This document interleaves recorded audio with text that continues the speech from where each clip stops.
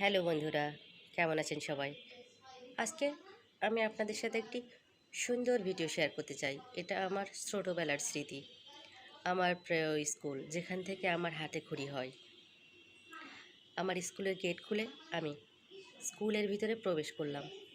আসলে যখন আমি এই স্কুলে পড়তাম তখন এত বাউন্ডারি ছিল না, কোনো গেট ছিল না, শুধু কয়েক রুম টিন শেডের ঘর ছিল। সেখানে এখন সুন্দর সুন্দর দালান উঠেছে, বড় বড় গাছ, গেট গ্রিল, কত কিছু ফুলের গাছ ছিল। আমি ছোটবেলায় অনেক দুষ্টু ছিলাম।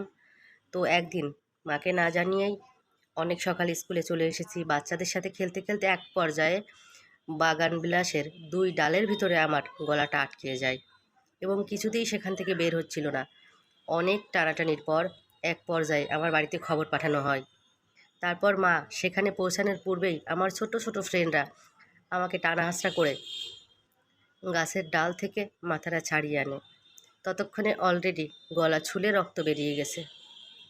সেই স্মৃতিগুলো কত মধুর! এখানে যাওয়ার পর বারবার সেগুলোই মনে পড়ছিল। এখানে অনেক ফুল আছে, সুন্দর সুন্দর, যেগুলো আমি এবং আমার বাচ্চারা তুলে নিচ্ছিলাম বাসায় নিয়ে আসার জন্য।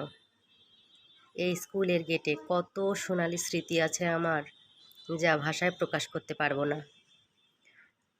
আমার 4 বছর থেকে স্কুল জীবন শুরু করেছিলাম আমি।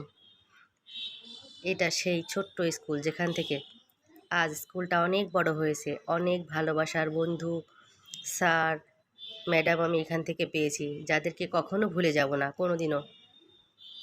সেই ছোটোবেলার স্মৃতিগুলো আজ অনেক অনেক মনে পড়ছে।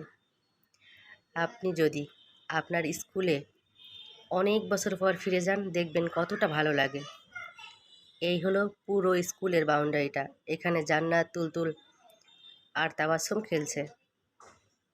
বিকালের সোনালি সূর্য অল্প অল্প তখন আকাশে দেখা যাচ্ছিল। এটা হচ্ছে দ্বিতীয় বিল্ডিং, জসিমউদ্দিন ভবন। আমার স্কুল থেকে চলে আসার পর এই 2টা ভবন তৈরি করা হয়েছিল। আমি কখনো এখানে ক্লাস করি নাই, তবে এখানে আসতে বা ঘুরতে আমার অনেক ভালো লাগে। আমি যখনই আমার মায়ের বাসায় আসি তখনই এখানে একবার হলেও অন্তত ঘুরে যাই। ভিডিওটি কেমন লাগছে কমেন্ট করে জানাতে ভুলবেন না, এবং আপনার স্কুল জীবনের যদি কোনো স্মৃতি থাকে সেটা কমেন্ট করে অবশ্যই জানাবেন। সকলের জন্য অনেক অনেক দোয়া এবং শুভকামনা রইল। ধন্যবাদ সবাইকে। ভিডিওটি শেয়ার করে পাশে থাকুন। আল্লাহ হাফেজ।